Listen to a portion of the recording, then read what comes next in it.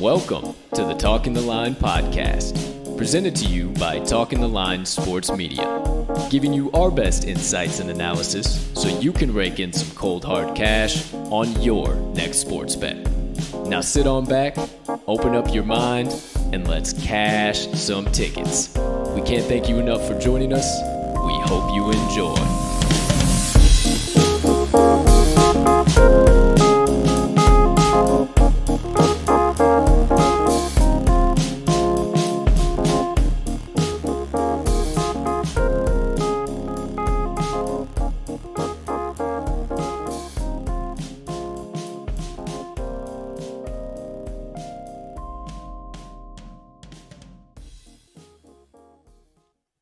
Good morning, good afternoon, good evening, ladies and gentlemen, degenerates and gamblers, far and wide. Welcome in to episode number 76 of the Talking the Line podcast. Hey, thank you so much for taking a few moments out of your day to come and kick it with the crew on this beautiful Thursday of bets. Now, before we dive deep into today's action and talk some lines for you here today, a quick disclaimer as we might have a special guest on today's show, might be joining us at the present time. But if you could be so kind as to smash that subscribe button on whatever platform you are currently ingesting the TTL pod on. Whether you are watching it live on YouTube, if you are, you might as well go ahead and hit that notification bell as well so you never miss the start of a live show. But if you are listening to the audio recorded version, hit that subscribe button there as well so you never miss the release of the audio because we do drop it after every show is over. Second item up on the docket, if you could also be so kind and you got a quick couple seconds, hit that like button, leave us a comment down below or jump in the live chat if you are watching live, leave us a rating, all that good stuff. We can't tell you how much we appreciate it when you do, and it only helps us make Talking the Line Sports Media bigger and better for each and every one of you. Now last, but certainly not least, head on over to this episode's description where you will locate the Talking the Line link tree. Within that link tree, you can find all of the TTL Crew's content, so you can consume it however and whenever you please.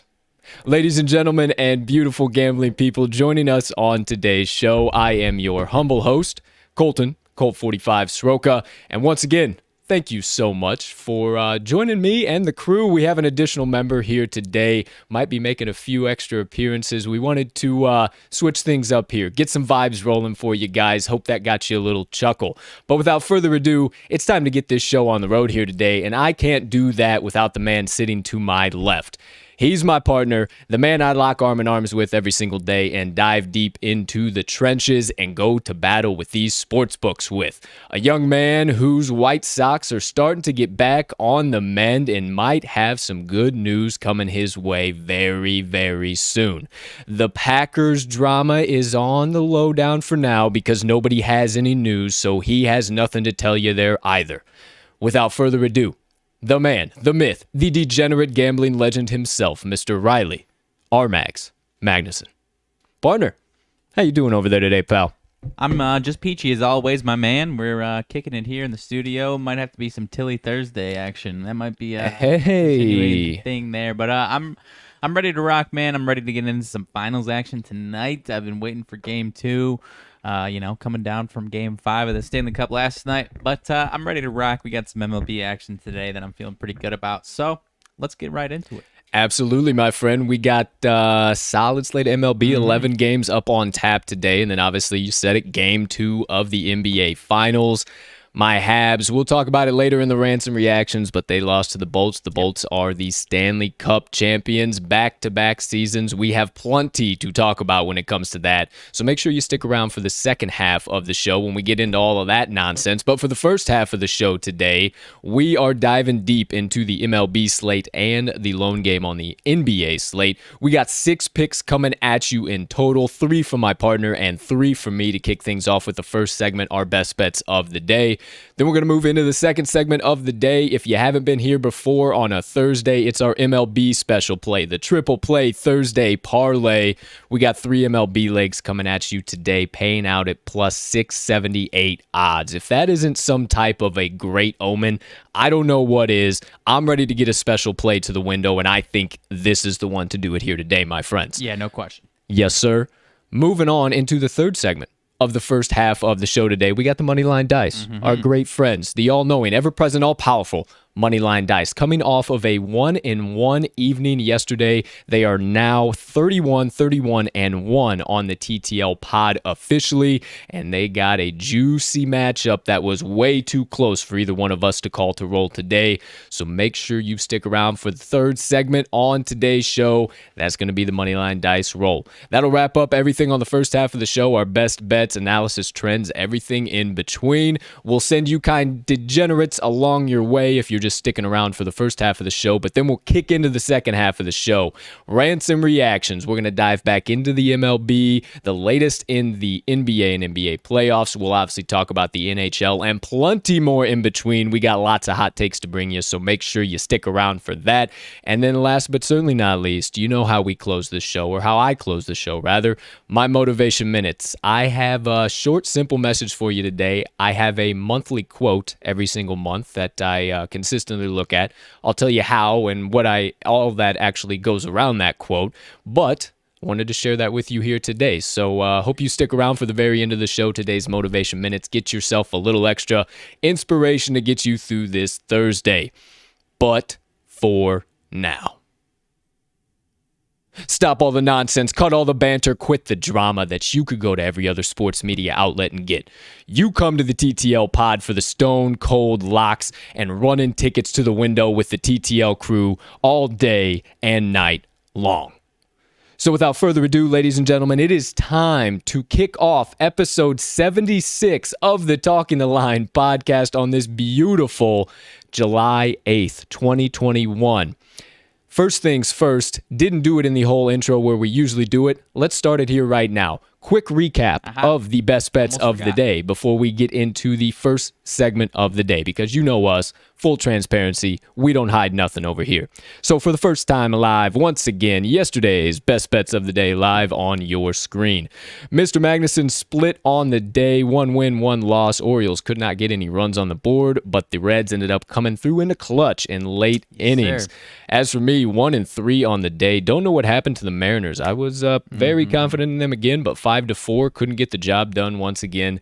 Tough beat there. Pirates thought they had the deal, but had an opportunity in the 7th and let that bad boy slip by the wayside. Yep. So no go there. Both teams scored, so we got some plus money cashed. And yeah, if you saw England win and you're wondering how we didn't cash that ticket, that was a 90-minute ticket, so they had to win within the 90-minute mark. Yep. No extra time, no penalty kicks. So if you did play that, our apologies. But how about the parlay pop-off there, partner? Yeah, I mean, we hit the Tigers first 5 plus a half there on the Wednesday Warrior and for the parlay. Tigers, man, might have some stuff coming out of it on your side of things, but sneaky team, solid team. But yeah, England, man, if we it's a rough one. It's a rough one because if we hit that one, that would have been a nice day with the parlay, and obviously you going 2-2. But hey, absolutely, right back on it. Absolutely. You know the deal. We're right back on it here. Either way, we did cash the Wednesday Warrior, the Detroit Tigers first 5 plus a half. You did mention, partner, I might have a little something on them today. So I am more than ready to get into all of that action. We got some good value coming at you today. Actually, maybe some value from some of the matchups you might be seeing on this page right here. But these are the best bets from yesterday. You know how we do. We put them in the past. We leave them behind. That's all there is. Without further ado, it's time to get into the first segment of today's show. Episode number 76 of the TTL Pod. Once again, thank you for tuning in and deciding to smash in some picks with the crew. Here we go with the first half of the first segment of the day. RMags, best bets of the day. Told you at the top. He's got 3 picks coming at you. That's 6 fingers, so 3 picks coming at you. He's got some solid value. Some real solid value. Not going too crazy, not going too conservative. Shooting right down the doggone middle. So I suggest you get out those sports books, get them live and in hand, and get ready to smash these plays one at a time as he delivers them to you. Without further ado, and as always, hey partner, you have the floor. Alrighty, sounds good. As my partner mentioned, 3 plays. First 2 are coming out of the MLB. This first one is going to be in the AL East. We've got the Blue Jays versus the Orioles. And contrary to what I took yesterday, I am taking the Blue Jays -1.5. Not too much to do with yesterday's outcome, but we've got Alek Manoah on the mound for the Jays and Keegan Aiken, lefty, for the Orioles. Aiken has been as bad as it gets this season for the Orioles. 7.46 ERA since the beginning of June. He has allowed 26 earned runs over 26 innings pitched. Not someone that you want to feel too confident in putting your money down on him. Orioles have lost each of his last 5 starts, and that includes a 12-4 loss to the Blue Jays a couple weeks ago, where he allowed 6 earned runs himself. And now he's facing a team against the Blue Jays that has an offense that can travel. On the road versus lefties on the season, 251 batting average, 321 OBP, 5.71 runs per 9 innings. Solid road team, solid road offense, and a very solid lefty hitting offense. They're actually better on the road this season so far, 25-20 straight up, and they are the number 5 team in the MLB to the run line on the road at 27-18. On the contrary, Baltimore at home to the run line, bottom 5 in the league, 15-25 in their home park to the run line. So I don't trust them at all today. Contrary to what I picked yesterday, I took their offense to put up a few runs yesterday. If you followed me along on Twitter, you know that they had some hits, but they just couldn't do it with runners in scoring position. So you might think, hey, they might come through on that today, but if they were facing a lefty, I might have that sentiment as well, but they're facing a righty in Alek Manoah that has been pretty damn solid. He's got a 2.7 ERA on the season. He has seen this Orioles team twice. Not so great the first time around, but the second time around, he corrected his mistakes and threw 6 innings pitched, 0 earned runs. So do I think he's going to shut them out today? I don't know, not necessarily. But I think he holds them 2 earned runs or less through 5 or 6 innings, and that's going to be more than enough because I think this Blue Jays offense can put up at least 6 on Keegan Aiken. It's been very consistent that he gives up a lot of runs the last month and a half, and I don't think anything changes here. Conservatively, I'd say the sweatiest this might get would be a 6-4, 7-4 Blue Jays type win, but I think I could see the Blue Jays putting up a hell of a lot more than that, and I could see the Orioles staying lower than that. So I'm loving this Blue Jays run line -1.5 today, partner. Absolutely, my friend. I have already locked this one in once you told me you were taking it. I'm a big fan of this one for sure. I think the Blue Jays dominate Aiken today. Manoah has had 1 bad game, 1 good game against the Orioles so far this year. Had that game where he got the boot and has since come back and dominated him after that. 0 earned run outings. So absolutely love that, my friend. I have already hammered it in, and I suggest you do too. So one more time. Toronto Blue Jays -1.5 on the run line for RMags' first best bet of the day. Moving right along into your second best bet of the day, my friend. What do you got to lay down here? All right, staying with the American League, this time going to the AL Central. We've got the Royals and the Indians today in Cleveland, and I am taking the Cleveland Indians money line. You've got Danny Duffy on the mound for the Royals versus Zach Plesac. Now, you might be wondering why I'm taking this pick, because the Indians, I believe it's either an 8 or 9 game losing streak. However, this Royals team is on a 9-game road losing streak, so something's got to give, and I think it's going to be that Indians losing streak today. You've got Zach Plesac coming on into his first start off the IL. Hurt his thumb back in late May. The explanation was that he hurt it taking his warm-up shirt off or something along those lines. Whether you believe that or not, that's to be determined. Not going into my analysis here by any means. He was starting to correct himself. His top-of-the-line numbers are so-so, not great, not terrible. A little bit over a 4.14 ERA for that season. However, in May, he was starting to correct those problems and had a 2.78 ERA in the month of May before he went on IL. This is going to be his first start against the Royals this season, but in his career versus the Royals, he is a perfect 5-0 with a 2.1 ERA in his career versus Kansas City, home or away. And this Royals team drops off on the road at the plate. .225 batting average, .288 OBP, only 3.69 runs per nine on the road versus righties this season for the Royals. So I've got no trust in their offense today, especially with this road losing streak that they are on. I believe it continues today. You've got Danny Duffy on the mound for the Royals, as I mentioned. I've mentioned him a couple times the last couple of weeks. A little bit undetermined how long he's going to go in these starts. He's gone anywhere from 3 to 6 innings pitched, but his numbers are slowly getting worse on the season. And so I think we're going to see a slight edge to Cleveland here through the first 5-6 innings. I do think it's going to be a lower scoring game, as we might mention here in our Triple Play Thursday Parlay. But I think it's going to be a very low scoring game with the Indians having the slight edge when these starting pitchers exit. And then you get into the bullpen, and the Indians definitely have the advantage there. The last 10 games for the Indians, 3.32 ERA out of the bullpen versus the Royals, 6.23 ERA for their bullpen last 10 games. So I've got too much confidence in the Indians over this Royals team that has been struggling on the road. Indians offense hasn't been too terrible during this losing streak, a little bit inconsistent, but they have put up some runs. It's been their pitching staff that has been their starting pitching staff that has been their biggest issue. And now you're getting Zach Plesac back in there, trying to pick up right where he left off. So I've got a lot of confidence in this Indians money line today, partner. I do as well. I had a few questions about Plesac, seeing how he would be coming back. I don't think they're going to have him on too much of a pitch count or any count here today, just due to how well he has pitched against the Royals. I think they kind of circled this game on the calendar as when he needed to come back as a good game to get his mojo going, get him back in the flow of things. And I think they do that just here today. So I, once again, have already hammered this one in. Suggest you do as well. RMags, second best bet of the day, the Cleveland Indians money line. That's 1 and 2. There's 3 coming today, so there's got to be one more around the corner somewhere. Partner, what do you got to drop down on us to close your best bets of the day out here today? All right, well, I mentioned first 2 are coming out of the MLB, so that means this last one is going to be coming out of NBA Finals Game 2. Oh, really now? I am taking the Milwaukee Bucks +5, +5.5, whatever you're seeing it right now. Wow. Might be a little surprised by that, but there's a few things that I'm liking in this one today. That first game, I don't want to sound like old man yelling at cloud, but that Bucks team was getting the bad end of some foul calls all game long, and there's some numbers to prove that. The Bucks in the postseason had the lowest foul percentage of all the 16 postseason teams, 20% foul percentage for them. That was up to 29.5 in game 1. That number would have ranked 13th out of 16th in the postseason.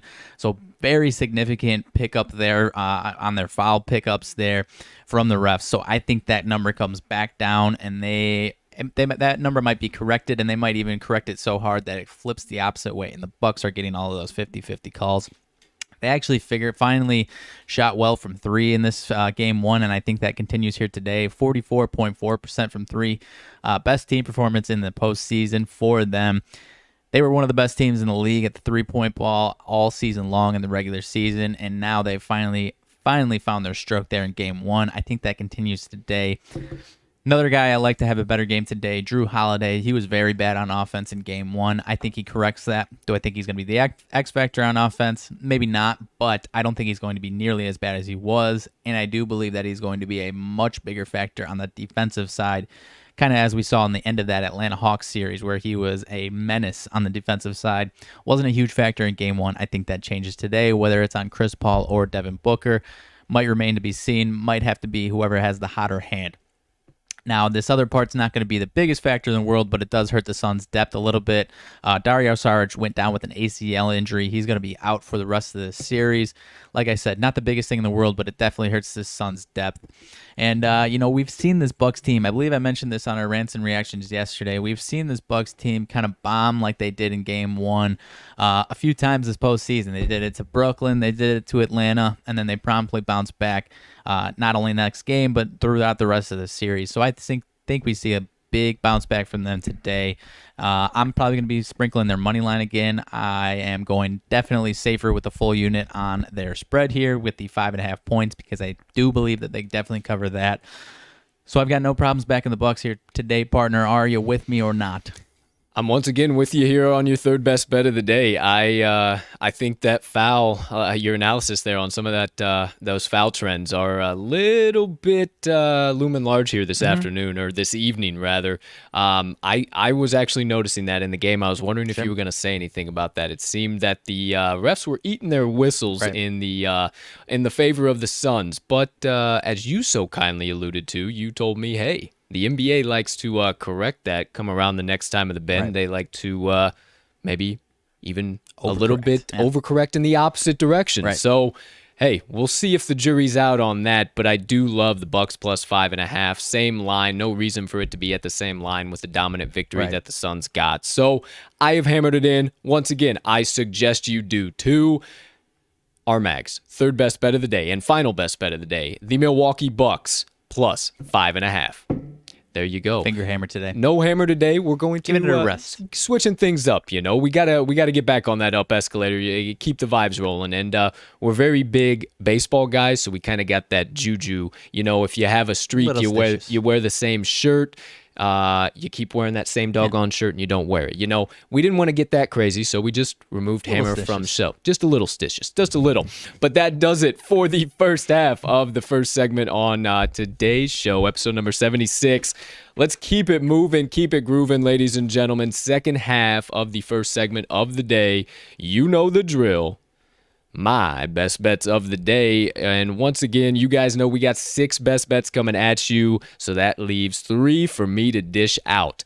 Without further ado, we've just been cooking right along here so far, so I might as well just keep the jet fuel rocking. Go for it. So, without any hesitation or delay, ladies and gentlemen, please, once again, rip out those sports books, get ready to hammer these bad boys in as I deliver them one at a time. Here we go. My 3 best bets of the day. First best bet coming from me. I am going to the matchup between the Pittsburgh Pirates and the New York Mets, and I am taking the New York Mets on the run line minus 1.5. I think you're getting some really, really good value on this line where it is priced right now. It might even be a little bit more in our favor since we have started the live show. But let me tell you why I like it so much. The Mets are coming off of a rough loss last night to close out that series with Milwaukee. They lost 5-0, but they did have a rookie pitcher on the mound, and Milwaukee got to him. It was Robert Stock, and I think that plays pretty large here because this pitching matchup is actually one of the key contributing factors as to why I'm taking this pick,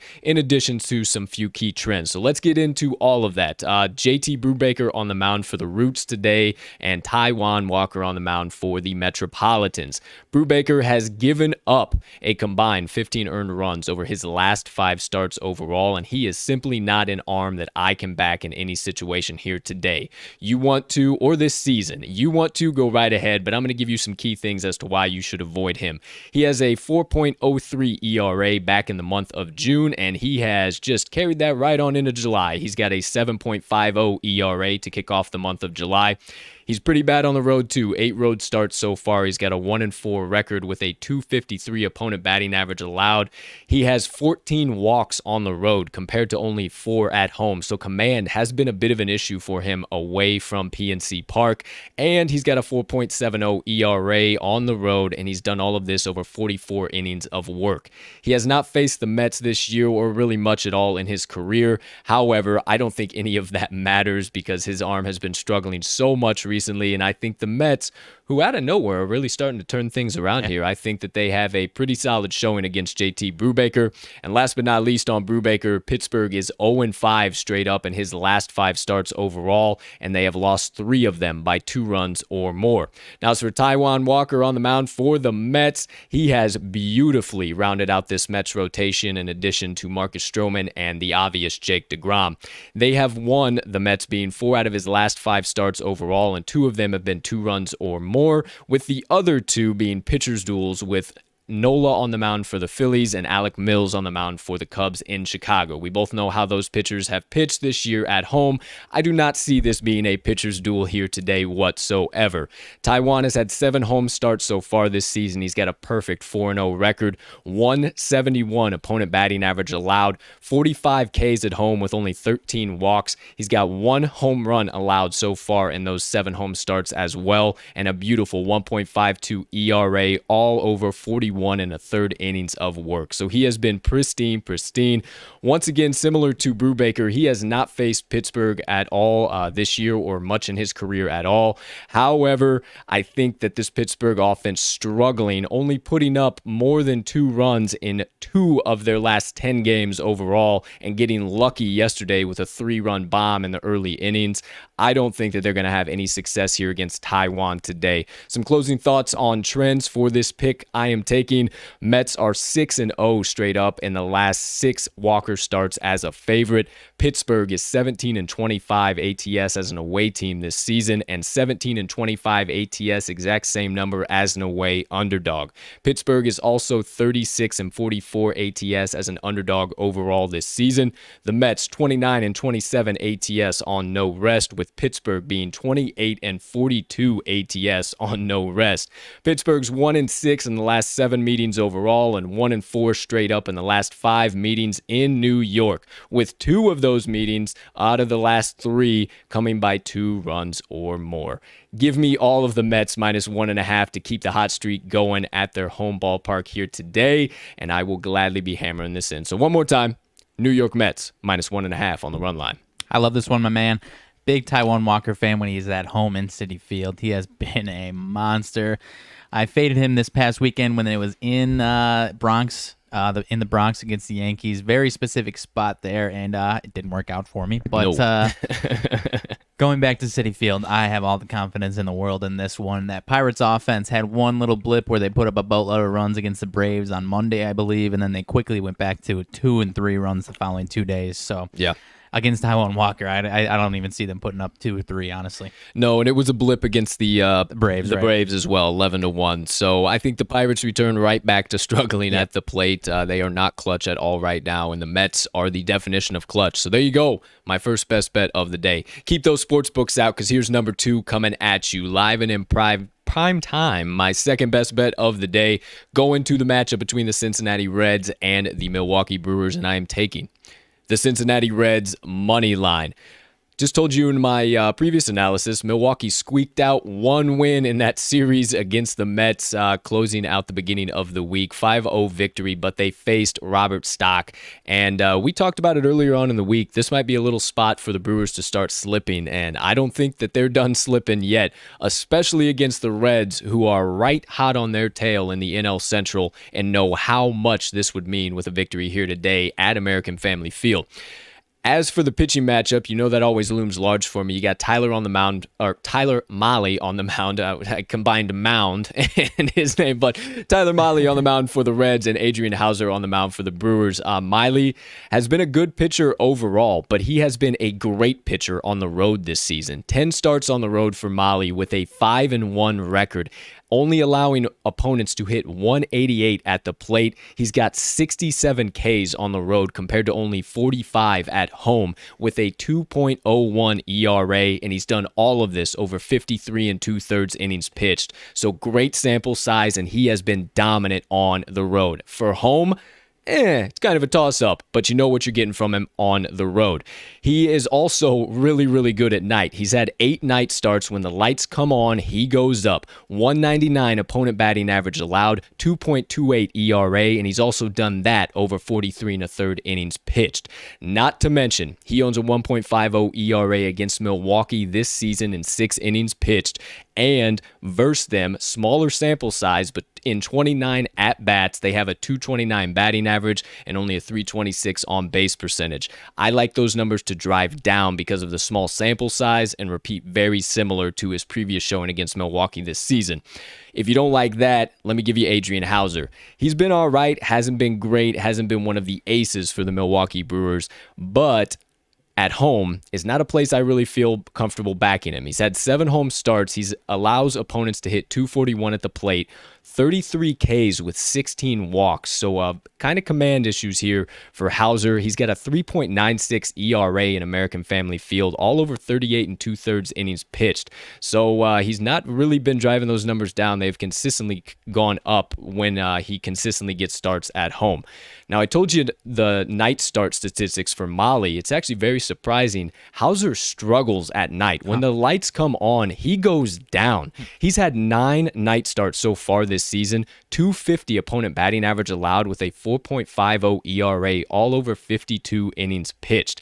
He is coming off of a very good start against the Pittsburgh Pirates, who are very lowly right now. And, however, he held a 4.33 ERA in the month of June. So I like him to get a lot closer to that ERA number. He does have a 6.75 ERA versus Cincinnati in 9 1/3 innings of work so far this season, and a good sample size that I like these numbers to continue to improve. The Reds in 91 at-bats so far against Hauser in his career, 250 batting average, 353 OBP, and an 872 OPS. If you don't like all of that, some key trends I'm looking here for the Reds to scoop up a nice victory today. They're 5-1 straight up in the last 6 Molly starts on the road. Cincinnati is 12-2 straight up in the last 14 games overall versus the NL Central. Cincinnati is also 4-1 straight up in the last 5 meetings overall between these two teams, with them also being 5-0 straight up in the last 5 in Milwaukee, with 3 of those games being played this season. I told you at the top, Cincinnati knows what this win would mean for them in the race in the NL Central right now. If they can get a few games right behind the Reds as we go into the All-Star break, that would loom so large for their bid at the NL Central. I hate to say that being a Cubs fan, but it is very, very true. So once again, my second best bet because of all of this that I am hammering in today, Cincinnati Reds, money line. You had me convinced on this one. I'm not going to say I was on the fence. I was definitely leaning towards Reds on this one with you. But, I mean, yeah, you pushed me over the edge on this one. The only thing that was really causing me hesitation is that the Brewers have been so damn good at home lately. But that pitching matchup is just too big to ignore, honestly. And you get a little bit more below the surface. The home road splits and those night splits, I couldn't believe it. And sometimes those are, kind of just coincidence, but I mean, in those cases, definitely not. I mean, because Hauser has really performed well in those Brewers classic 120 games in the afternoon, no question. But these nighttime games, he's kind of lost his mojo. So there you go, second best bet of the day, Cincinnati Reds money line. Let's keep it going here, ladies and gentlemen. Third and final best bet coming from me today. My degenerate pals. I'm going back to the well. My boys right now. I got a lot of teams who are my boys over the course of an MLB betting season, but they are hot right now and one of the sneakiest teams in baseball. If you were here for the start of the show, you might know where I'm going, but I'm headed to the matchup between the Detroit Tigers and the Minnesota Twins, and I am hammering in the Detroit Tigers money line. Not only all of that I just said, them being sneaky, them being good, they have somewhat of a shot in the AL Central to get a wild card bid if they get things going. Now, your Sox obviously have way too far of a lead for anybody to try and win the AL Central, it looks like at this point. But the Tigers have a serious opportunity that they could sneak into second or third place, and I think that they have a great opportunity to do so against a division opponent who is dead last in the Central. Yep. Yes, the Twins are dead ass last, and the Tigers are not. The Tigers have a shot for once, ladies and gentlemen, and it's actually due to some of their pitching, and this pitching matchup actually looms very large today. Tyreek Skubal on the mound for the Tigers and J.A. Happ on the mound for the Twinkies. Skubal had a bumpy start to the season, then a really, really good May and June, and then a bit of a shaky start here to July, but I'm not worried about all of that. I like him to return to dominant fashion, and he has done just fine against Minnesota so far this season. He has a 3.60 ERA over 5 innings of work. However, it's because of 2 solo home runs. 2 solo home runs is why he has that ERA, and that is something the Twins are not doing right now and something that they have had to bank on all season long to get runs across the plate, the long ball. If you don't like all of that, he's actually been really, really doggone good against Minnesota so far, despite that ERA. 41 at-bats versus them, and they are hitting 113 at the plate with a 181 on-base percentage and only a 400 OPS. Skubal has owned these Minnesota Twins so far in his career, even though he's a young guy. Some of these big dogs, big names on the Twins have not been able to hit him, and especially coming off of a little bit of a rough outing, Skubal has bounced back so good all season long, and I love him in this spot here today. However, you got J.A. Happ, and he is fade city. Any position you want J.A. Happ in this point, you can fade him. It looked like the old dog might have a bit of a resurgence. The wheels have officially fallen off now, my friends. There is no coming back. J.A. Happ has allowed 4 earned runs or more in 6 out of his last 10 starts, with those other ones being 2, 3, 2, and 1, and the 1 earned run coming back all the way on May the 4th. So he has consistently got worse and worse and worse over time here. He's had 8 home starts so far this season with a 242 opponent batting average allowed, 4.32 ERA in target field, all over 41 2/3 innings pitched. His night starts also loom very large for me. He's had 9 of those so far this season with a 1-4 record, 335 opponent batting average allowed, 8.02 ERA, and he's pitched in the night over 42 2/3 innings pitched. Not to mention, Detroit has mashed him in his entire career. 103 at-bats against this Tigers lineup, 406 batting average, 467 on-base percentage, and a 1.068 OPS. Not to mention, Detroit is mashing the hell out of left-handed pitching right now. In their last 5 games overall versus lefties, 300 batting average, 402 OBP, and 11.02 runs scored per 9 innings. The Tigers are going to have their way with Happ here today. I do not understand where all of the sharp and big money is coming on the Twins. Matter of fact, I believe it's because of the brand name of the Twins. There is no way that the Twins are winning this game here today. As a matter of fact, when they played the White Sox here in this previous series, they looked like they did not even care anymore. I think that plays large here today because the Tigers have stuff to play for. But if you don't like all of that, ladies and gentlemen, you think I'm making it all up, final closing trends. Minnesota is 3-7 straight up in their last 10 games overall, with Detroit being 5-2 straight up over their last 7 and 6-4 straight up over their last 10. Minnesota is 3-7 straight up during game 1 of a series in their last 10 games overall. Minnesota is also 1-4 straight up in their last 5 home games versus a team with a losing record.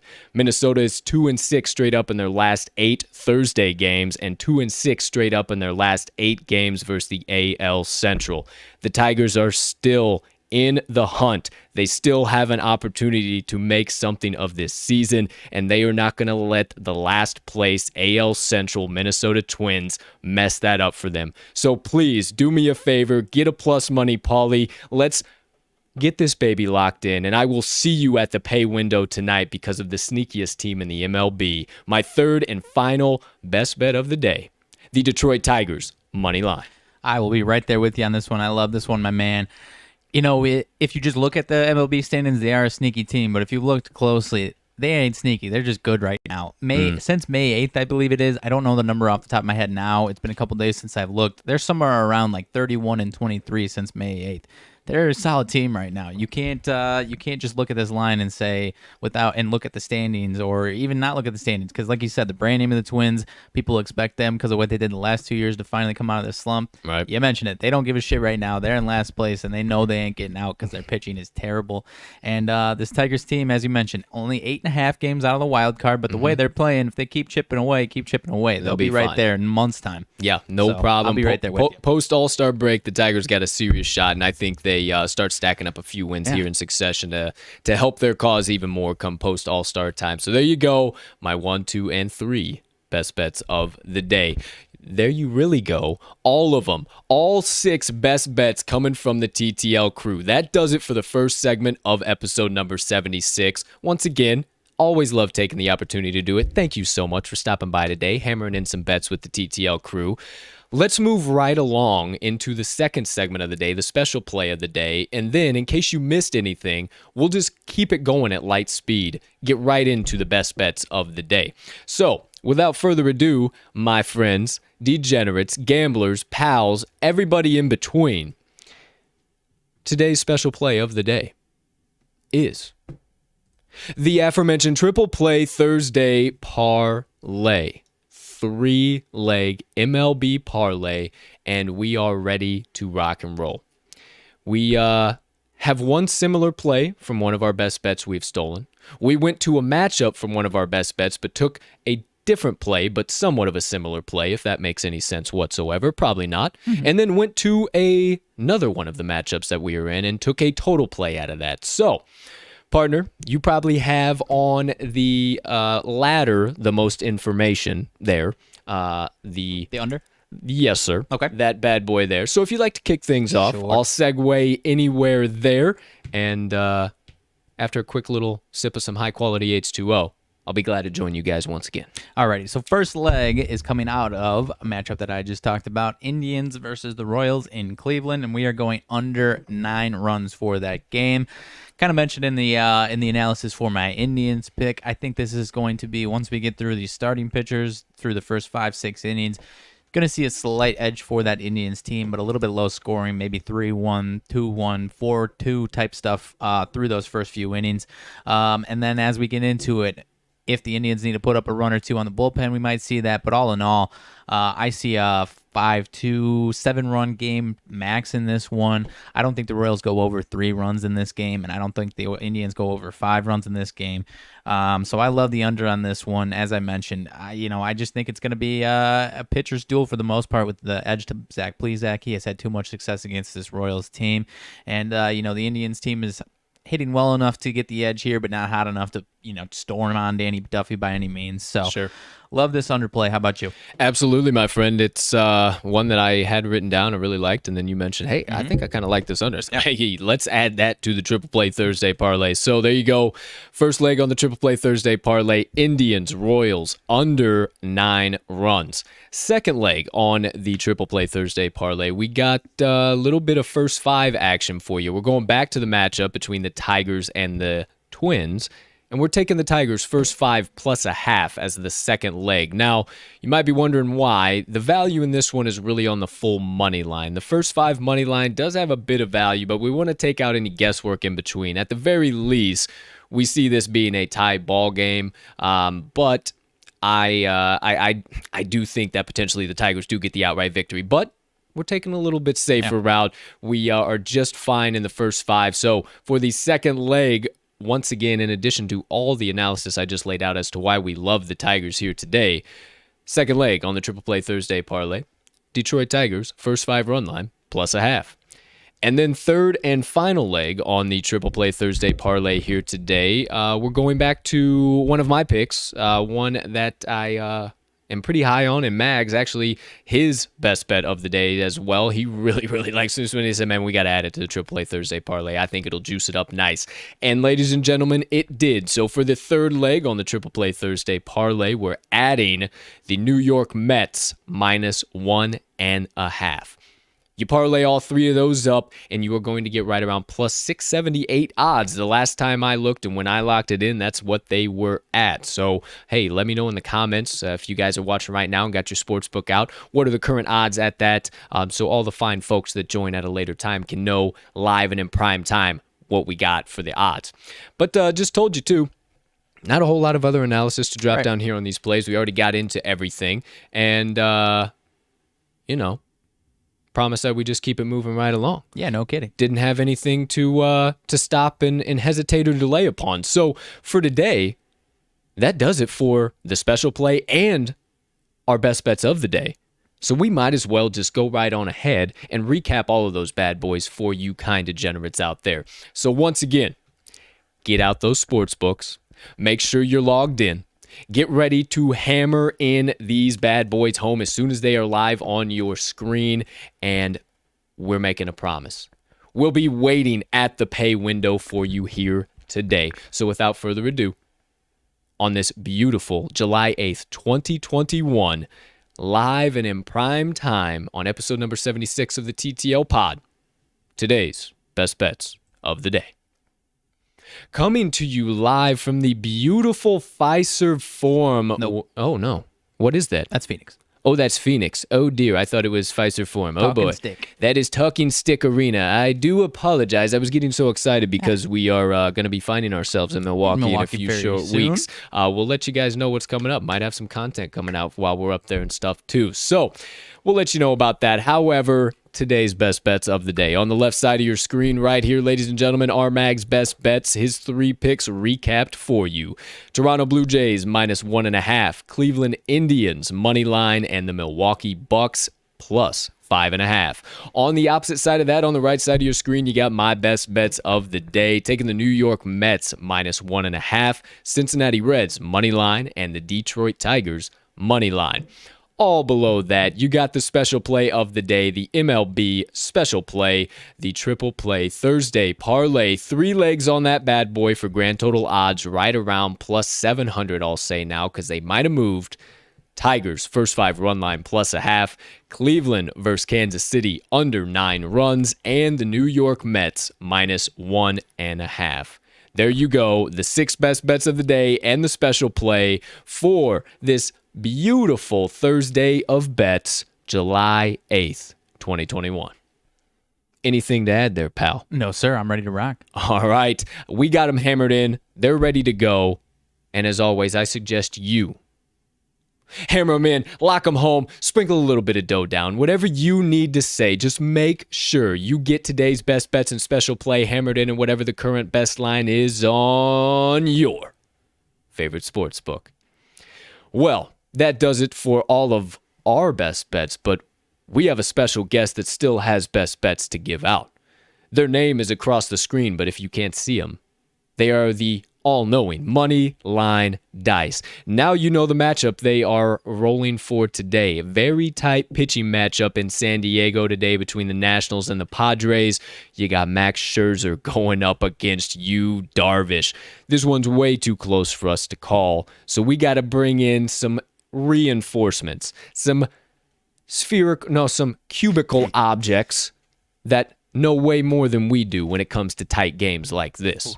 So without further ado, it's time to get into the third and final segment of the first half of today's show. The Moneyline Dice roll of the day, ladies and gentlemen. Here we go. The dice, evening themselves back up after having an 0-2 day, 1-1 day yesterday. We are now back to 31-1 officially on the TTL pod. As always, partner, you know producer Colt's got to make an appearance here so we can assist in the visual aid of our kind, degenerate viewers out there. While I get everything set up there, sir, could you tell us where... Oh, they know where we're playing. They know where we're playing. They know who's playing. Sure. But they got to know who's the favorite, who's the dog. What are our run line odds looking like? What's our total set at? Are you thinking anything specific, or is there any outstanding storylines that we need to know here and now today about the Nationals and Padres? While you dish all of that good stuff out, I'll get everything rocking and rolling, and then I'll see you guys right around the bend in a few brief seconds. Okay. All right. Peace and love. All right. Kick it away, partner. Getting rocking and rolling here. We've got the Nationals and Padres. Mad Max Scherzer versus Yu Darvish. You know the guys. You know how dominant they are. Mad Max 7-4 record, 2.1 ERA. Yu Darvish 7-3 with a 2.65 ERA. On the money line odds, we've got the Padres at -146 with the Nats at +124. Obviously, losing Kyle Schwarber was a massive blow to that offense, so that leaves a little bit of a question mark for that offense. However, it does appear that Juan Soto could be heating up for them. On the run line, Padres at -1.5, +136 odds, with the Nats +1.5 coming in at -164. Over-under in this game, pretty typical for a star-studded pitcher matchup like this. The over-under is set at 7 right now. On the money line, sharp money appears to be coming in on the Padres. The bet percentage is 53% of the bets on the Nationals money line. However, 76% of the money coming in on the Padres. So some big, big money coming in for the Padres. And on that total of over under 7, the sharp money appears to be coming, according to the Action app, on the Nationals. However, the big money coming in on the under. 63% of the bets are on the over 7, while 75% of the money is coming in on that over 7. See if we got any spread action here. Big money coming in on that spread action as well. 50-50 bet slips percentage on the ±1.5 here, 50-50, while 97% of the freaking money coming in on the Padres. So massive money coming in on these Padres. Now let's see if we can narrate what's going on with these pitchers. Obviously, Mad Max has been fantastic, starting to get better as we get into the season. 3.0 ERA in April. He's been sub 2 in each month ever since. Hasn't allowed more than 1 run since May, so he has been freaking dominant. However, that Nats team is still 3-2 in his starts. Gave up 1 earned run through 6 to the Dodgers, and they still lost that game 10-5. So, never know with this Nats team. However, Yu Darvish, nice. Yu Darvish coming in a little bit, obviously he's still Yu Darvish, but kind of the opposite of Mad Max. He was a lot more dominant as we started the season, starting to, I don't want to say slip because he's still Yu Darvish. Had a couple of rough outings there in, June and July. His last start, 4 earned runs to the Phillies over 6 innings pitched. 4 earned runs there in Colorado, once there in June. So I don't want to say sticky stuff, slippage here, but the timeline, once again, kind of adds up. Obviously, he still had some very good starts, so you never know. And the Padres offense, especially without Kyle Schwarber in there for the Nats, his Padres offense is obviously better than the Nats, especially versus right-handers, but still too close to call, my man. Mad Max could be Mad Max and could outduel Yu Darvish here, so we let the dice decide. We let the dice decide, but in case you guys needed to know, needed to have any further explanation of what we plan to do to your bookie in every single sports book out there today, look no further than live in prime time on your screen. The Dudley Boys, actually the TTL Crew, smashing your bookie right through the table. A little TLC match is coming your bookie's way here today, so I suggest you tell them to hit their shelter bunkers and tell these sportsbooks to watch out, because we're taking all their money here today. But without further ado, we have our kind guest now live on set, and they got some plays so they can help take more of these sportsbooks monies. So without further ado, let me close this bad boy out. I'm going to have to do a quick move here. So hold on one brief second. We're really upping the production value here. I know. Pretty solid, right? Pretty solid. You're going to see this just move around on your screen here, ladies and gentlemen. I do apologize, but there you are, partner. 1 second. All right. Now I can see it. One brief moment here, ladies and gentlemen. In a 3, in a 2, in a 1, for the first time on July 8th, 2021, the honorable Moneyline Dice are now live on your screen, glistening in the TTL production studio lighting, as always. So without further ado, let's get into the roll. Enough gabbing, enough jabbering. Let's get these things going here today. As always, first roll of the day. Are we taking the home team Padres or the away team Nationals? We all find out on this beautiful Thursday of bets in 3, in 2, in 1. That is the home team Padres. Home team Padrinos, the Friars. All right. Now, will we be taking the Friars on the money line or against the spread, -1.5? Correct. Okay. We all find out in 3, in 2, in 1. Money line. Money line it is. Unofficial money line. Unofficial first best bet of the day is the San Diego Padres money line. Will we be doubling down for the wild card roll of the day? Will we be re-rolling because the dice need their extra screen time as always, or are they just going to skip all that nonsense and go right for the total? We soon find out in 3, in 2, in 1. Under 7. Under 7. Wasting no time today, dice. No time wasted. Yeah, they're treading the tires. They don't have the cockiness to really be hot dogging it like they were for a few days there. So they're getting down to business today. And little Padres -145 and the under 7. The dice have spoken!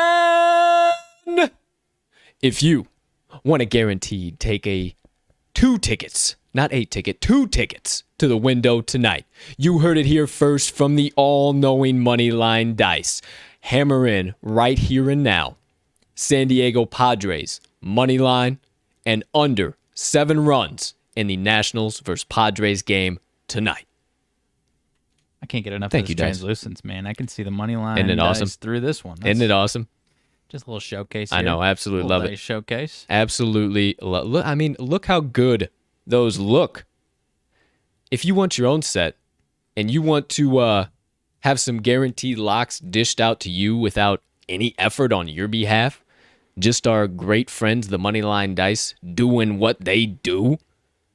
Hey, we make it really easy for you to get your own set. And, whoa, one of the sick traveling cases that they have. Now you can see that live in prime time as well. If you want any of the things you can see on your screen, or one of the other sick-ass merchandise items that the Moneyline Dice Company has, quick suggestion and very easy suggestion. Go to this episode's description. You're going to see a link down there, very bottom one. It says moneylinedice.com. Wouldn't you know, that is the moneylinedice.com website. And since your good friends at the TTL podcast are good friends with the Moneyline Dice family, we got a little hookup for you. 10% off your first order on moneylinedice.com when you enter code TTL10 at checkout. If you forget that code, you can just go to the episode's description and see that bad boy right there too. So head on over to moneylinedice.com, get your own dice, get your own tracking book, start rolling alongside with the crew or not with the crew, start your own record, and start cashing tickets with the all-knowing, all-powerful, ever-present Moneyline Dice. As always, thank you, Dice. Thank you, Dice. Thank you, Dice. There you have it, ladies and gentlemen. Today's Moneyline Dice roll of the day. Me put our honorable guest back to bed here. Thank you one more time, Dice. Hope you have a spectacular Thursday. We will see you on Friday's show. And actually at the pay window tonight, too. Yes, sir. So thank you very much, Dice. All right, producer Colt making one final brief appearance here on today's show, closing everything out so we have no outstanding issues on the live show. There we are. There we go. See you later, alligator. After a while, crocodile. Here we go. All right, ladies and gentlemen, that does it. The Moneyline Dice roll of the day, and officially the first half of episode number 76 of the Talking the Line pod. I said it a little while back, but if you are one of the kind, degenerate folks that just stops by the TTL pod for our best bets, special play, dice roll, analysis, and whatever else might come on the first half of the show, that does it. If you're out of here, for real, we hope you have a spectacular rest of your Thursday unless you have other plans, but please don't stay away too long now. Make sure you mosey on around the corner for tomorrow's show because we got a loaded episode. We got the UFC 264 card to dive into, and we got a loaded slate of action tomorrow. So make sure you stop by because you know the deal. We need your help bankrupting these sports books one play at a time. So once again, have a spectacular rest of your Thursday. Peace and love, and don't stay away too long. But for the rest of you sticking around for the second half of today's show, it's time to get nitty and gritty. It's time to let the hot takes fly. And it is time to get ready for today's Rants and Reactions. All right, here we go, ladies and gentlemen. Second half of the show starting here. Today's Rants and Reactions. As always, let me clean up here.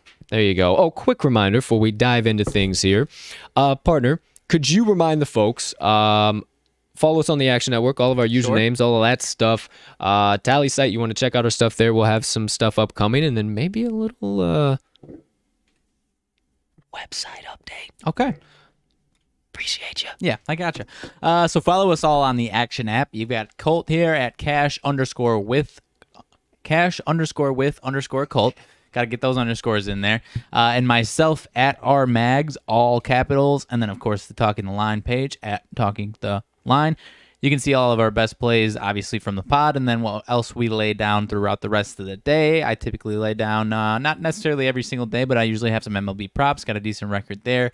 Cold obviously lays down some other plays. Going to see some NBA plays coming from us tonight. Might see some NBA prop plays. Not sure if we'll be on any totals or not, but you can always catch us there.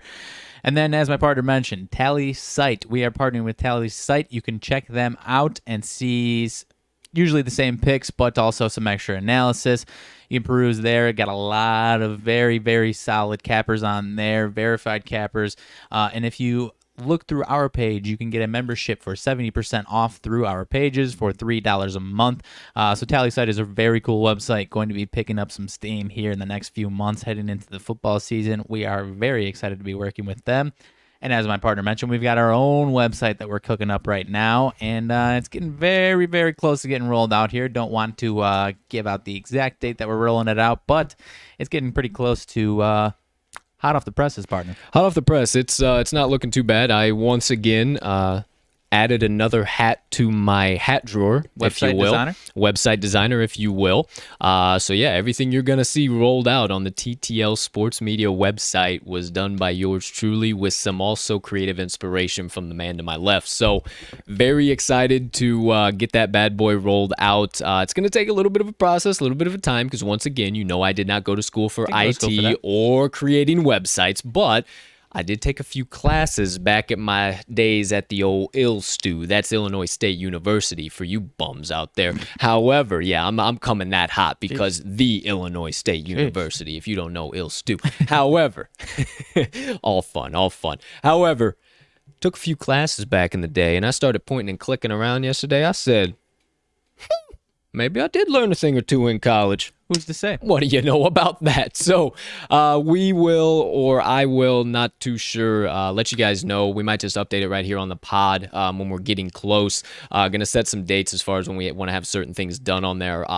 I don't even want to say fingers crossed by the end of the month. I would say definitely by the end of the month we'll have that bad boy out, and that is going to open the door for so much more new content, get us back into writing, all types of good stuff. I gave a little bit tease earlier, and I think I'm actually going to run with that bad boy, the St. John's Red Storm. Sure. Yeah, yesterday, that was off the top of the dome, and I was like, well, hell, actually, Julian Champagne's staying this year. I bet the hell out of the Red Storm last year. I follow John Rothstein a lot. He's got some strong opinions on the Reds. Hey, maybe actually I'll go ahead and write that. You know what? So maybe that might be the first blog you see from me. Yeah. Who knows? I'm thinking of a couple different avenues. Obviously, some actual sports betting analysis from me. And then I think I might just roll with my old RMags sidebar type stuff. Yeah, I like that. Had some thoughts on some competitive eating stuff, so maybe I'll write about some competitive eating. Hey, maybe you inspired by the 4th of July. Maybe you see the TTL crew go do competitive eating challenges across the suburb. Holy shit, let me write that down. Oh, it's been in my head. I've had it written down in my own notes. Hey, you guys are seeing a live lab session, brain session right now. So, hey, you might see this coming out live. Hey, what do we call it? I don't know what that. We can come up with that too. But I actually had. I mean, it doesn't have to be like this. I was thinking, because we haven't done a showdown in a while. If you've been following us more recently, we used to do showdowns where, that is true, if I'm feeling very strongly about a pick, because a lot of times we individually do our picks and then we each say what we have. And with baseball season, we haven't been opposing too many times, and if we are, we don't feel too strongly about it.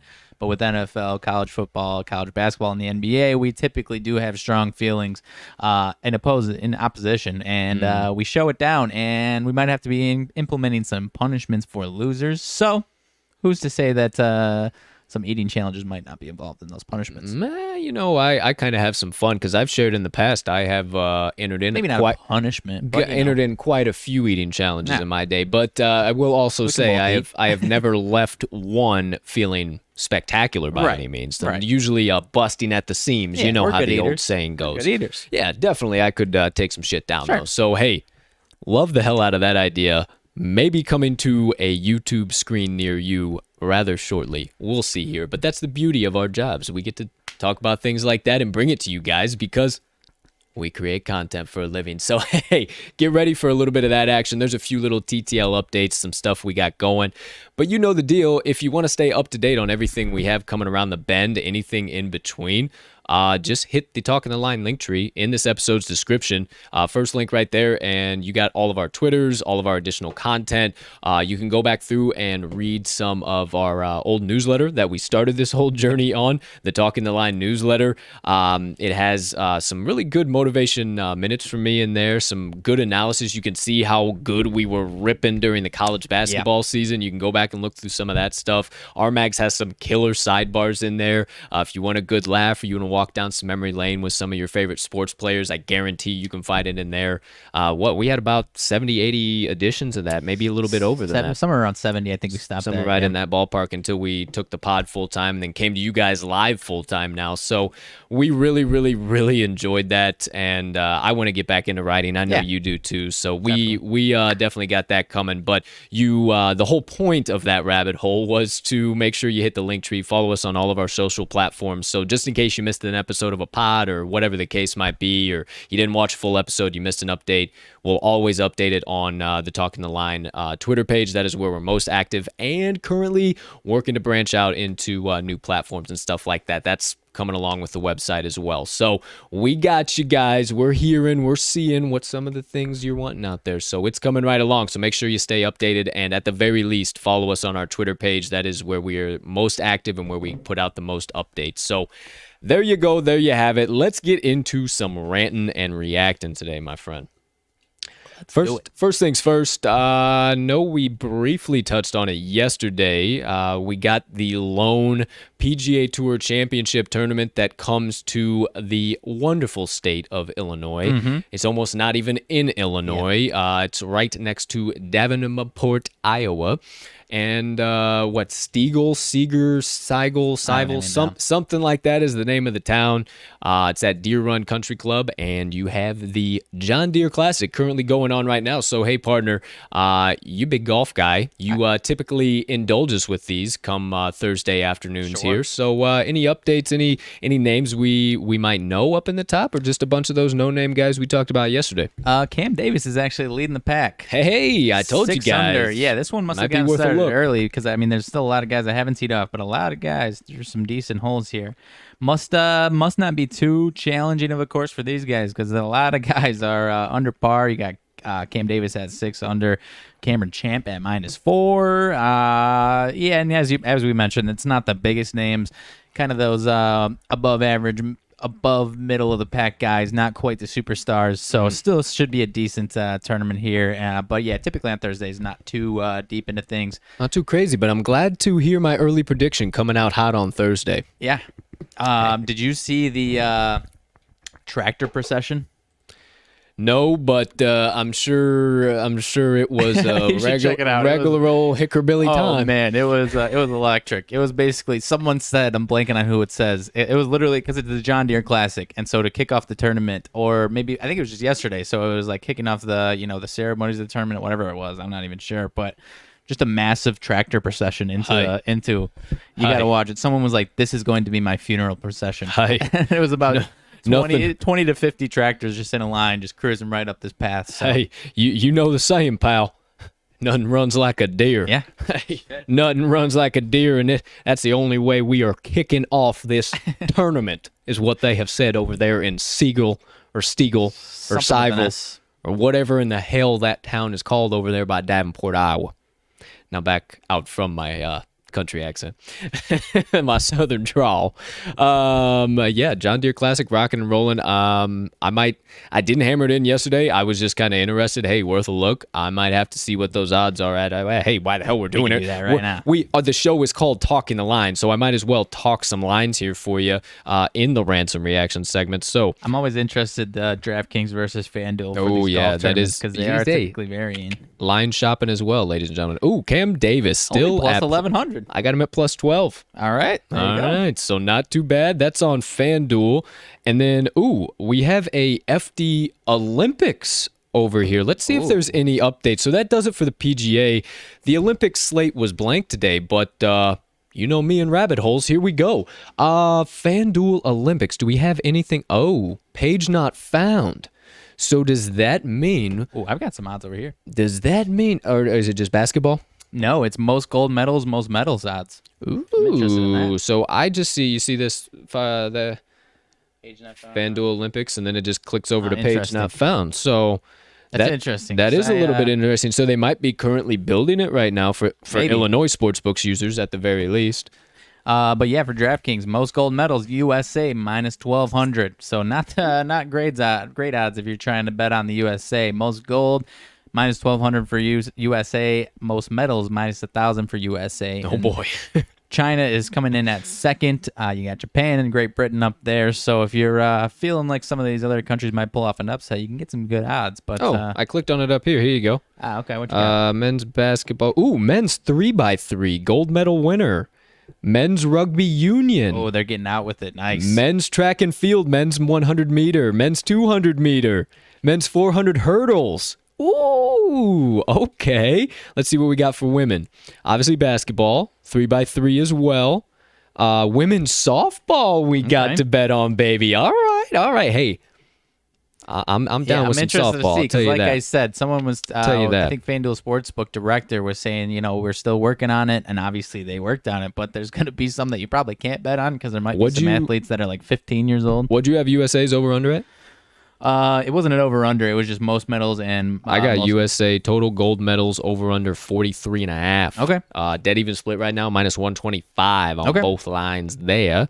They have most medals, all the way. Spain, Netherlands, Japan, Great Britain, China, Australia, all out right now. Wow, I was really hoping they would do this. So far, they have active to bet on.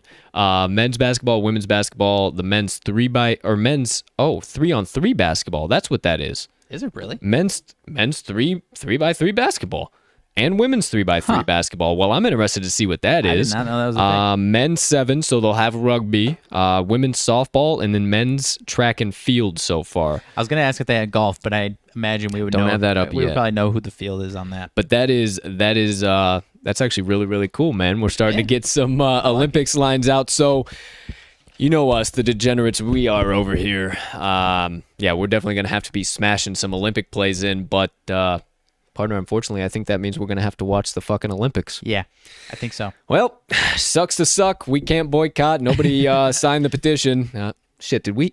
Damn, I didn't take that off the printer. Shit. Gosh. Well, didn't do the boycott canvassing like we thought we would. Gosh, hey, next year. Or next 4 years. We'll next talk. year. Next 6 years. We'll talk it again next year. It'll come around the bend sometime. What the fuck? Yeah, we'll get it sometime. But that does it for the Olympics. So you heard it here first. We will be smashing in Olympic plays. I definitely will. So I'll do a little bit of research on that, see what I can find, if anything. There you go. First 2 pit stops, PGA and the Olympics. How about the NFL gridiron? Nothing new or crazy of noteworthy. Might as well just pull out this wonderful Google device that I have attached to my hip at all times just to check while I'm saying this. But my main point of coming to this point was 63 days, ladies and gentlemen. We are almost 2 months unofficially away. September 9th could not come any quicker. So close, but so far. Oh boy, so close, but yet so far. But hey, no problem. All I know is I cannot effing wait. Yeah, neither can I. And I imagine come August, as obviously the NBA gets over with. Now we got an NHL over with. I'm sure in these rants and reactions, or something along the lines, we'll probably have some fantasy football analysis, advice, all the like. Because as much as we dive into sports gambling, we also dive deep into fantasy football as well. And that DFS is pretty fun come football season. Not the biggest DFS guys for basketball and baseball, but we do mess around with it on the NFL. Oh, yeah, baby. That also, too. Cannot wait to dive into some fantasy with you and give you guys some doggone value. Can't wait to win my league again, our league again. Hey, going Dynasty for the first time. Okay, drop this, too, in the comments. Do you think collusion that the commissioner of a fantasy football league wins in back-to-back years? I didn't win this year. I got second. Oh, well, finds himself in the championship. 2 points away. Needed a field goal. Sounds like somebody was shaving points and trying like a last pick in the trying to draft get this some year, money on the side. Hey, I don't know. Whatever storyline you got to give out, that's just fine by me. Hey, whatever storyline you need. You got to look yourself in the mirror at the end of the night, pal. So not me. All right. Big smile on my face when I do. Whatever you got to get out. So there you go. A little bit of news, though. I totally forgot about this. The Secretary of Defense granted Cameron Kinley, now defensive back for the Tampa Bay Buccaneers. He allowed him to stop his service in the Navy. He is a Navy shipman, and allowed him to go and play for the Tampa Bay Buccaneers. The Secretary of Defense signed off on it. So nice. I didn't know we that. will be seeing that. Initially, it was denied, and they had been waiting quite some time for this, and it just came out yesterday, I do believe. So great to see. Cool. I'm excited to see what Cam Kinley has to bring to the table. Obviously, the Bucs think enough if they want to add him to that defense. So that's cool. Go out of their way to grab him. So that's pretty sweet. And then it just came out here a little while ago. XFL is now... We're going to have to put it on the back burner for a little bit while. We're going to have to relax. I was really hoping post-COVID we'd see it back here this year, but now it's looking like 2023 is going to be the estimated return. I guess talks between them and the CFL, they're kind of trying to do that co-op league. They're tabled now, and it looks like the CFL might not even try and do anything. So the XFL, to get everything they need, they're, I guess, 2023 tentative time. Some of those side leagues like that really got hurt by financial struggles over the last year or so. And obviously the XFL was trying to keep cooking along. They would have been having probably a couple of seasons by now, but obviously they had to stop that. So The Rock's gonna have it because that's The Rock bought out the XFL, right? Yeah. So and then what was the one right before that? Was it the AFL? I think. AFL, whatever. I don't know. I got a T-shirt from the inaugural game. Did you? Yeah. Crazy story behind that. Won't get into that, but I got a T-shirt from one of the inaugural games. I know. That one failed, and then the XFL was doing well for a minute, but then obviously they had to stop. So. Yeah, I don't know. I'm interested to see what happens with those side leagues. I think it's always good. A lot of those guys, because there are some really doggone good XFL players. Guys the last time around had some actual doggone good players. So. Absolutely, and some of those guys have found themselves like PJ Walker. Is it not PJ Walker? What the heck's his name? Is it PJ? I know it's PJ something. I can't. He was on the Panthers. Okay. He was a great quarterback in the XFL. Just didn't pan out. Obviously, I mean that's kind of how the NFL works. But I mean, hey. Give some extra guys some opportunities, a feeder system. Why not? Yeah. We're us. We're big proponents of that. Yeah, big football guys as well. If you put football on the television, we're probably going to be watching it. Ass on seat, feet on up, beer in hand, tuba going. Okay. All right, Matilda, keep doing your thing over there. We got some craziness happen off camera. I was hoping she'd come up here and just chill out, but that is obviously not her MO here today. She is all over the map. Hey. She's fucking up Superman over there. Either way, she's fucking up Superman in the corner of the production studio. However, keeping things rolling right along here, ladies and gentlemen. Another quick pit stop. The 8-sided circle, the UFC octagon. We have 3 more sleeps remaining. Two more sleeps remaining. Oh my gosh, 2 more sleeps remaining. It's Thursday. I've only said it 15 times on the show so far today. UFC 264 is coming up on Saturday. Oh, baby. Partner, what does that mean is coming up at the beginning of tomorrow's Rants Reactions? I believe we are going to be talking about the entire card, especially we've got a lot to talk about with this massive card. Ooh, I am talking, this is the MO word for the worldwide leader now. All of a sudden, they think they're fight savvy. Mm-hmm. However, stacked card. Absolutely stacked. Because that was the classic John Anik deal. Stacked. And, this is absolutely stacked evening of fights. That was just always John Anik. And now every anchor on the worldwide leader has adopted that. You think I'm lying? Take stock the next time. They are literally like, coming from a stacked card here in Las Vegas. It's just like, it does not sound good when you guys say that. But hey, whatever you got to do to keep the mojo rolling. Yes, we do have a full card breakdown coming at you tomorrow to kick off tomorrow's Rants and Reactions. You know how I gets down. I'll be breaking down some of my favorite fights, some side bets I think you guys should take. I've even taken the time to dive into some props, round props for main event, co-main event. And then you already know I got the main card parlay coming your direction here too, folks. So it's going to be a little bit trickier of a one here. It's always a little tough when we get into the rubber match of some fights, regardless of if it was Conor McGregor and Dustin Poirier.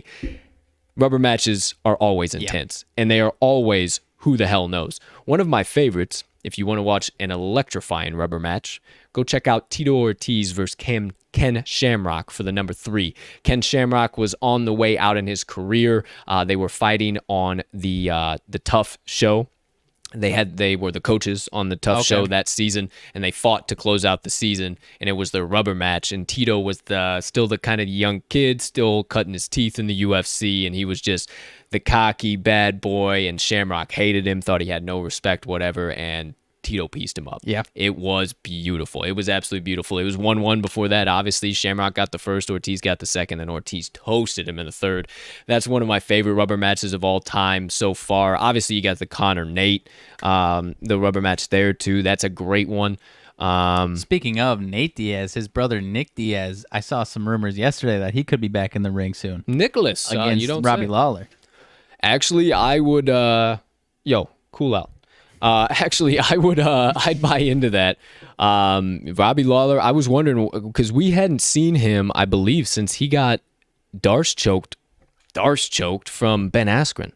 I'm not even sure. I don't remember anybody he's fought past then. Geez, that's kind of crazy. I might look into that, but yeah, that would be sick. Robbie Lawler, Nick Diaz, that would be a hell of an old dog scrap because both of those guys do not back down for nothing, and they are some of the best in the game. So there you go. There you have that. Did you end up watching? Oh, yeah, because I posted it to Twitter. This popped into my head, the Czech Congo Pat Barry fight. Yep.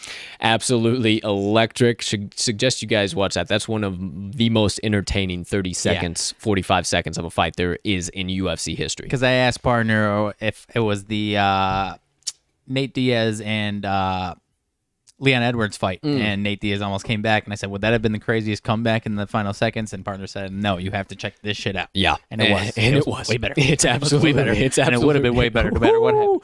It's absolute insanity. Czech Congo and Pat Barry. Czech Congo goes out about 7 times, and then Czech Congo goes out once. Yep. I'll let your mind spin, and you can view from there. It is insanity. So there you have that. All UFC, all everything there. Been diving deep into the embeddeds, any outside storyline stuff I need to bring you guys tomorrow. So I got you back. Don't worry. Make sure you come around for the start of tomorrow's Rants and Reactions. We got the UFC 264 card breakdown coming to you. Moving right along. What do you have, sir? Update on one of my plays, Blue Jays Orioles. I just got an update that Dylan Tate is going to open for the Orioles on Thursday. Does not change my play at all. Still rocking. Who the hell is Dylan Tate? Don't know. Might have to dive a little bit deeper, but as of now, still going to be rocking with the Blue Jays at -1.5. Let's see what my man's got. If you want to say a little, I see him. I see him. Yeah. If you want to say a little something here, I'll get some stats going, rocking and rolling for you guys, so you can know. Okay. Well, we are about to dive into the MLB as it is, anyways. Actually, yes, perfect time to dive right on. What a fucking segue! This is a show of segments and segues, ladies and gentlemen. So, without further ado, into the MLB. See what we got here, Mr. Tate. Mr. Tate in 2021 in the minor leagues so far, he's got an 0-3 record, 4.29 ERA. He has no starts, but he's pitched in 27 games, so he has not been a starter. I'm thinking they are bringing this to try and once again help fill in for some of the lackluster arms in the Baltimore rotation, in addition to still dealing with injuries.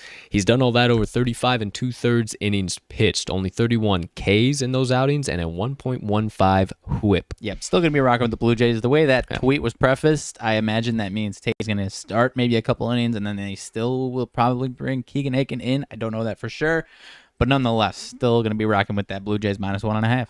Absolutely. Anything else? Let me see here. He's got a career 4.66 ERA in the majors. In the minors, he's got a career 3.75 ERA, 6 seasons, three seasons in the majors. 73 1/3 innings pitched in the majors so far. No starts, actually. 55 games pitched in overall, 65 Ks with 25 walks and a 1.118 whip for this young man, averaging about a home run per game, right about 7 hits per 9 innings, 3.1 walks per 9, and 8 Ks per 9. Cheddar. So yeah, sounds like pretty cheddar. His strikeout to walk ratio 2.60. So yeah, man, I think he's got a 1-6 record overall in the majors. So and then 3 seasons in the majors. So I think that -1.5 sticks just fine here today as well. Sir. So there you go, ladies and gentlemen. There you have it. You never know what you're going to find here at the TTL Pod. Might just nice and quick updates. Hope Baseball Reference did not just mess up the stream at all there. I don't think it did, because every once in a while this shit tends to happen and everything's just fine on our end. However, if it did, my apologies. Baseball Reference is loaded with freaking ads. It's the only way they're able to keep all those stats and those boys paid over there. So without further ado, let's keep it rocking and rolling here into the MLB. I told you on Tuesday, I do believe it was, Monday or Tuesday, Shohei Ohtani had hit his 31st home run to tie the most home runs previously set by Hideki Matsuyama in the MLB by a Japanese-born player. Well, he now has the record, ladies and gentlemen, hit his 32nd home run of the MLB season so far, and now holds the record for the most by any Japanese-born player in MLB history. This man is dominant. He was actually a lot better than we had discussed when you decided to fade him against the Red Sox. Sure was, on the mound at least. A lot better on the mound than we anticipated. We saw a little bit of fading from him. Not anything crazy, but a little bit more than what he came out like. He has not skipped a beat at all at the plate, and I can't wait to watch him at the Home Run Derby, man. I was about to say, that might be my pick for the winner. People are already buzzing that he's about to put on the most ridiculous show. His batting practices apparently are absurd, but I can't wait. I have to imagine that as long as he keeps going like he does for the next 10 years or so, that Japanese-born home run record per season is probably going to be all top 10 Shohei Ohtani. Right. But sticking on the home run derby there. Yeah. But I would definitely say you are spot on with all of that, not to stop you at all there. But Shohei Ohtani obviously going to be kicking things off. Then you got Pete Alonso from the Mets. Love that play. He's been absolutely tearing the cover off the ball here. Matt Olson coming in from the A's. He has been also hitting the ball really, really well. Trevor Story from the Rockies. You got to have one guy from playing in their home field getting the job done. Trey Mancini, who has also been beating the cover off the ball, even though he does play for the Orioles, who have not been good overall. Salvador Perez, one of your guys, you like to hit the long ball. Big thumper. I think he is going to have a quite bit of success here in Coors Field. I think so. That was one guy where he might. That was one guy I was wondering if his swing and play style might translate. I don't know if it might not actually. That's kind of what I was thinking. It might not. Maybe I'm wrong. But then electric young man Juan Soto. Yep. Washington Nationals going to be that. And then rounding out the 8-man field. Yep. Yes, the 8-man field here this year.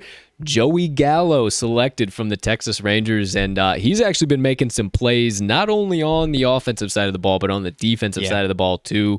Very, very deserving of this. He has been ripping the cover off the ball as well, so I think he'll be really, really fun to watch in Coors Field, man. I'll say it now. I think it's going to be him and Ohtani in the final two.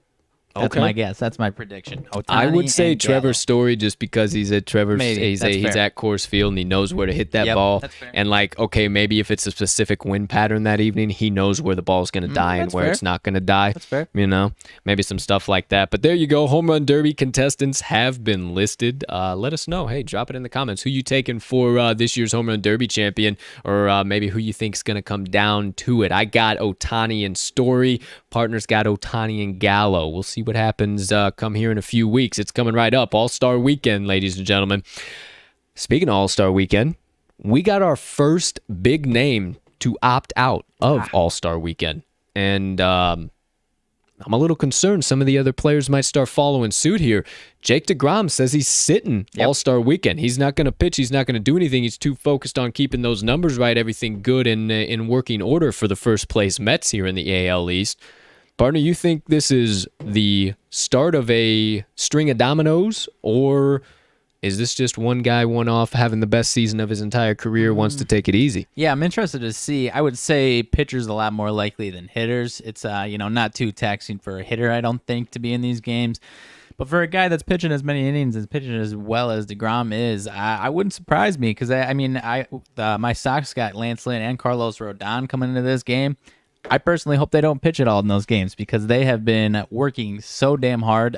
Both those guys were really good the last 2 days, but you can kind of see they're, I don't want to say they're like losing steam, losing energy, but they're, kind of working a little hard to get through and keep up that high level that they've been at. So and obviously it's typically only an inning tops, 2 innings maybe for the starter, but aside from that, so maybe that's why DeGrom, maybe he, as a starter, he's like, I don't want them to throw me 2-3 innings. Maybe that's it. Throw me 2-3 innings and then risk the chance of you to mess everything up your entire season. So Right. yeah, I mean that's a very fair point. I don't know myself personally if this will like trigger a chain of But he's events. also been there, but so, yeah, that's he's also another been part there of it. plenty of times. But might be interesting. See if anybody else sits out. Who knows? But we will definitely keep you guys updated if anybody does. Outside of that, no new sticky stuff news. We still fucking need AI robot umps. But as you mentioned, Outside of that, back to the sticky stuff, I think we are onto something as far as what we were saying maybe Monday or Tuesday of these umpires not giving a shit anymore. It's looking a little fishy to me, man. We haven't seen a single thing. Maybe I haven't been watching as closely with the NBA Finals and Stanley Cup cooking man. along. Maybe that's it, but I haven't seen too many checks as much. Man, baseball teams are smart, and don't you think, I got to make a call to the bullpen before I even make the decision to take this guy out of the game, right? So if I got to make that call to the pen, maybe I'm going to let this guy know, hey, I'm taking you out next inning. Hey, maybe you should grab that spare glove and hat out of your locker real quick. I'm taking you the fuck out next inning. Yeah. So it doesn't look bad either way if you have a rough inning because I'm fucking taking you out anyway. Maybe. Either that or the MLB realized they were having a clown show every single night and they might have loosened that up one way or the other. I don't know. Could have very well be. Who knows?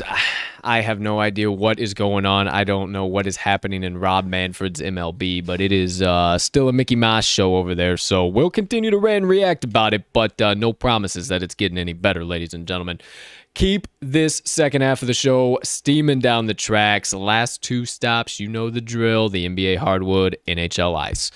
Might as well hit here real quick because it's the last time we're ever going to be able to for this year. Well, maybe not this year, maybe just for at least the next 8 months or until whenever they start practicing in preseason and playing regular season again. NHL ice, you obviously know how I feel about this, but what the heck ever. Tampa Bay Lightning getting the Stanley Cup, lifting Lord Stanley over their head last night in Emily Arena. I'm not exactly perfect. Emily, whatever the heck you say. You know where they play. Tampa Bay Lightning, congrats to you. Wish it was my Canadians, and also wish the Lightning wouldn't have been so quick to throw shade at Canadian fans and really smash the Canadians through the floor after a beautiful playoff run and into the season run, for crying out loud. Not exactly sure. It might have been Killorn, or I'm not exactly sure who it was, but as soon as they got on that mic, the Canadians really thought that they had that Game 7 one last night, didn't they? The way they reacted, everything. Good luck, you bunch of schmucks. Like, I mean, come on, man. Like, let's kick a dog while they're down. Like, I don't know about all that action. I mean, maybe. That's fair. Why are we hopping right on the mic and that's the first thing we gotta say? Yeah, I don't think Calm these down. hockey players give a shit, honestly, especially after they win the cup. Oh, I'm not saying you're wrong or give a anything shit. like that, but I'm yeah. not saying they should give a shit, Who but knows? I'm I just didn't see it, saying may or may not have been back-to-back two of the easiest cup victories ever, but who knows? Who am I? What do I know? I don't play the NHL, so who am I to say anything? I have no idea, and my team hasn't sniffed the playoffs in 3 years. So who knows what's going to come of all of this? But what I do know is that the Tampa Bay Lightning are officially Stanley Cup champions once again and have now won in the asterisk COVID bubble 2020 year and now in 2021 as well. Throwing some asterisks on it, huh? So they were in a doggone bubble, man. Stuff was going on. There was crazy times. I have no idea. Either way, congrats to them.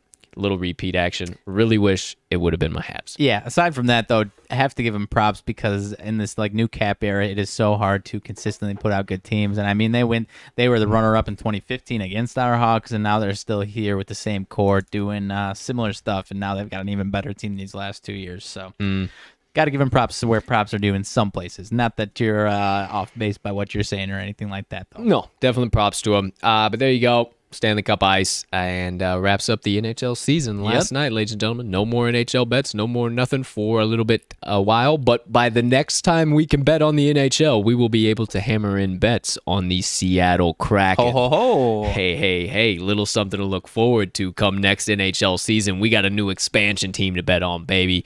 So stay tuned, stay locked in. I am going to, this was my second official capping NHL season. Definitely got some good material to bring back with me. Got some good stats, good stuff to start plotting some stuff. And that's the name of the game. You just need numbers, you need stats, you need trends, you need your own personal record, your own personal trends and stats. So compiling all that, and trust me, I'll be ready to rock and roll come next NHL season because I definitely learned a lot, let me tell you that. And I am a sponge in this game. So anybody who is really good at capping hockey, I have been also just taking in everything they talk about, everything they kind of put into their plays. So I'll be sure to dive into that come next season. Make sure you stick around before you know it. I might be the NHL capper. Who knows? Full stadiums next time around as well. Hey, we'll see what happens, ladies and gentlemen. But there you really go.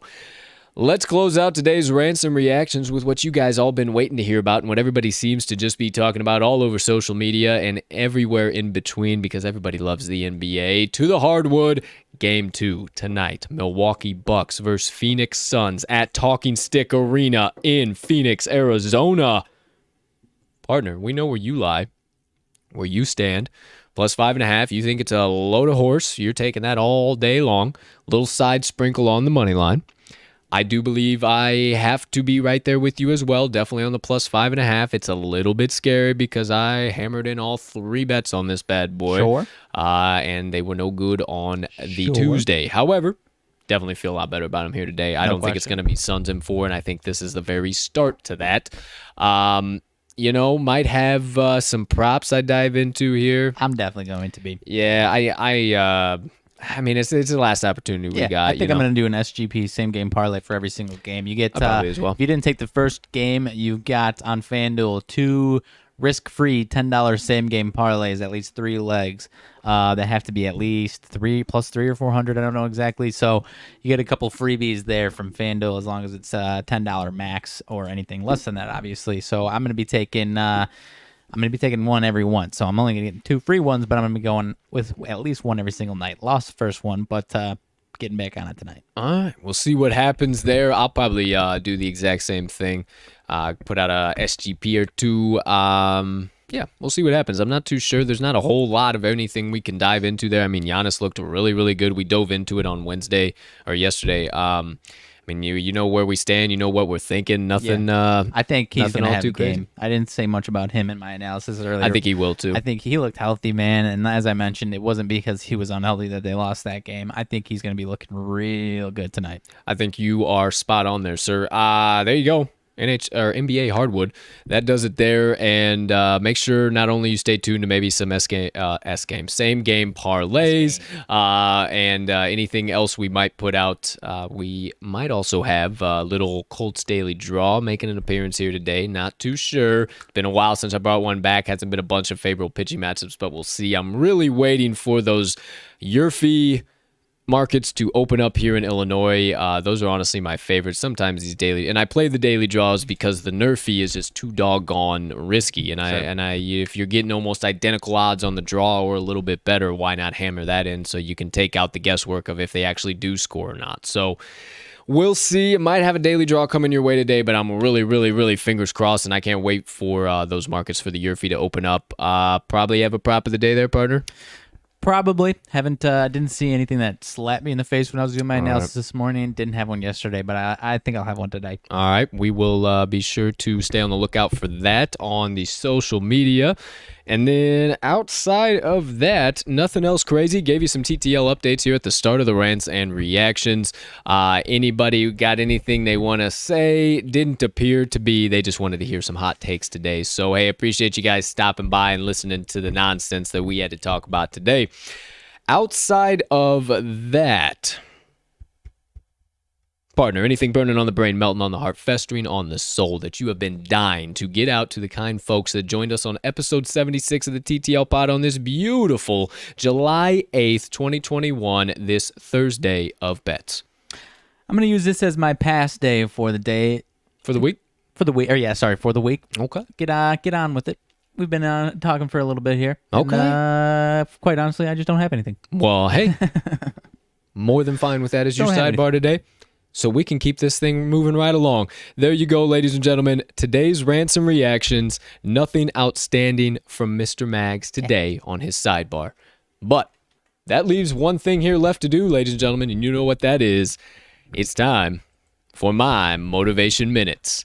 Now, a super quick and short one here today. Much like Mag's in and out, I'm going to be in and out with my Motivation Minutes as well.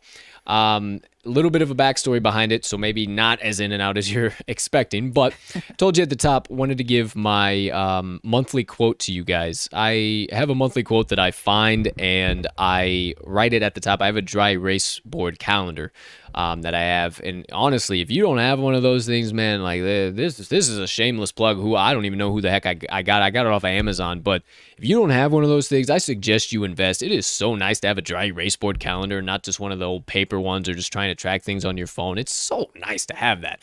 But either way, that all being said, that has nothing to do with that.